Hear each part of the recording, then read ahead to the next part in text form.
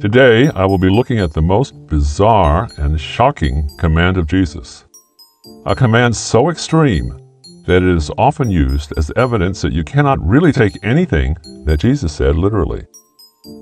However, I am also going to show you that there is no other way that the command can be taken except literally. It makes perfect sense when we stop being shocked and when we listen rationally to what it is saying. The command comes from Matthew's Gospel, chapter 18, verses 8 and 9. If your hand or foot causes you to sin, chop it off and throw it away. You would be better off to go into life crippled or lame than to have 2 hands or 2 feet and be thrown into the fire that never goes out. If your eye causes you to sin, poke it out and get rid of it. You would be better off to go into life with only 1 eye than to have 2 eyes and be thrown into the fires of hell. Now, I don't know of anyone who has ever cut their hand off or gouged their eye out in response to this teaching, although I have heard that there are such people in some mental institutions. So the natural conclusion is that only a crazy person would take this command literally. But first, let us consider a couple of real-life illustrations. In 2003, rock climber Aron Ralston was trapped in a deep chasm in the Utah desert after having dislodged a boulder that fell on his hand and forearm. For 5 days, he struggled to get his arm loose, with only a bottle of water to keep himself alive. His hand was already starting to decompose when he finally got the courage to literally break the 2 bones in his forearm and then cut through the flesh to free himself from the rock. Was Ralston crazy? Was he misguided? Or did he do the most logical thing one could possibly do under the circumstances?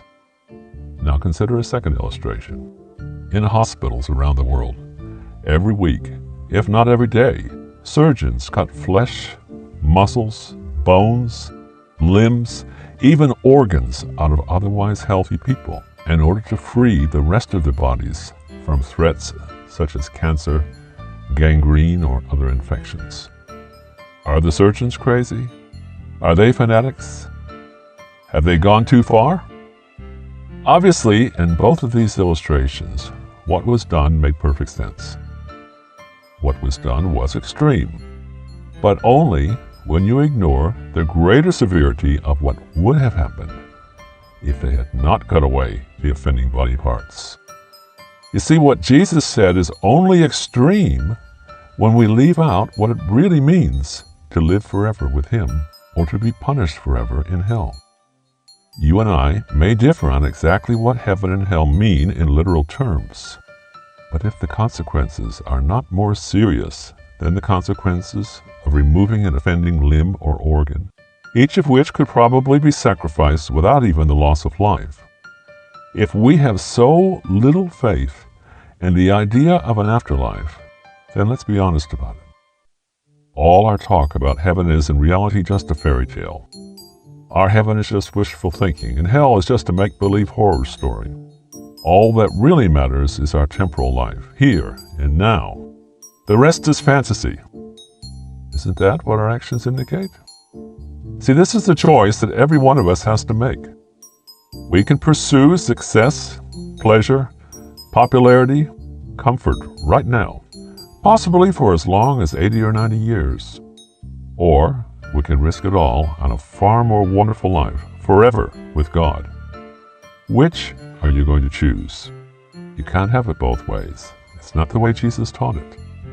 Unless you really believe that there is a God, that Jesus is His Son, and that what Jesus said is the absolute truth as revealed to us by our Creator, you will always end up choosing the easier option.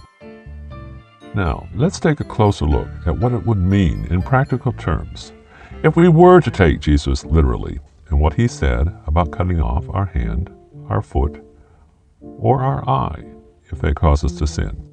I once put a very sharp jackknife in my pocket with the intention of taking that command literally. If my hand, or my foot, or my eye caused me to sin that day, I was going to cut them off, literally. Imagine yourself in the same situation. Would you live differently to the way you live now? You see, the entire church world has been steeped in the kind of reasoning that says, don't worry about it. Nobody's perfect. God will overlook that. We all sin every day. The main thing is that God will always be there to forgive you, unconditionally. Well, it's true that no one's perfect, but you wouldn't believe how close to perfect you can get when you've got a pocket knife sitting there. When you're thinking about saying goodbye to your eye or your foot or your hand. You better believe I was totally on guard against any hint of sin for as long as that knife was there in my pocket. Now, as it happened, by the end of the day, I came to understand something else. It wasn't really my hand, or my eye, or my foot that was going to cause me to sin. It was my heart. My lackadaisical attitude towards sin in general. That's where the sinfulness comes from. What I really needed to do was to get a heart transplant, or perhaps a brain transplant. Just the thought of losing an organ as a result of a single sin was enough to change my thinking about sin. I could see that in God's eyes, sin is not to be trifled with. I was transformed through the renewing of my mind, and it all came from taking Jesus seriously with this one shocking command. These days, I don't carry a pocket knife around with me anymore. But I probably should, because I have so often forgotten a lesson I learned that day, and I have slipped back into a slack attitude toward selfishness, toward impatience, toward pride. Can you see what I'm saying about this command of Jesus? He wants us to take drastic steps to stop ourselves from sinning, even to the point of cutting off a limb or gouging out an eyeball if necessary. It's a wonderful command, and one that needs to be taken more seriously by virtually all of us. You wouldn't believe some of the dumb arguments that people give in response to the various teachings that have been covered in these videos. What those arguments show, more than anything else, is that these people don't give a flip about what Jesus says or thinks. For all their religiosity and self-righteousness, they come across more as atheists, as though Jesus never existed and his teachings are nothing but rubbish. They think that if they can just find something wrong with me, it will make the truth go away. You're not very loving, they say. You're probably not even doing those things yourself. Things were different in Jesus' time.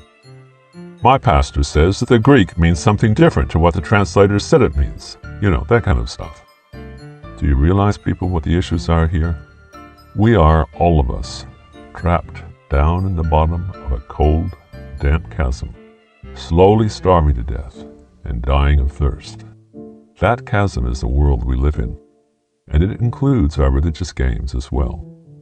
Death is all around us, and Jesus says, "Get your priorities right. Take up your cross and follow me out of there. If you will lose your life now, you can find it with me out there. Leave it all and discover eternal life." The other option, of course, is to stay there, with the dying crowds on their way to hell.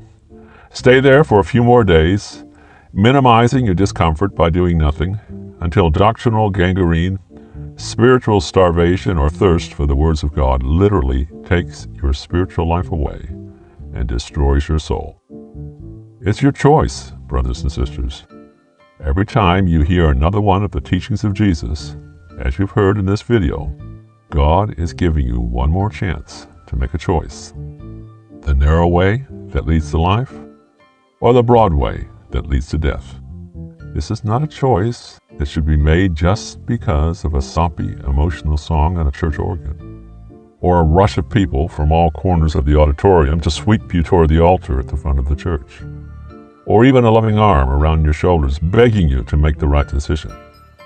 This is a choice that you have to make in the face of all opposition, in the blinding light of day, in full knowledge that it is going to cost you everything. But if you can make it now, I can guarantee that God is going to honor that choice and make note of it in his eternal book of life. Don't put it off. This is the real thing, listeners, not some cheap counterfeit. And you alone have the key. What are you going to do with it?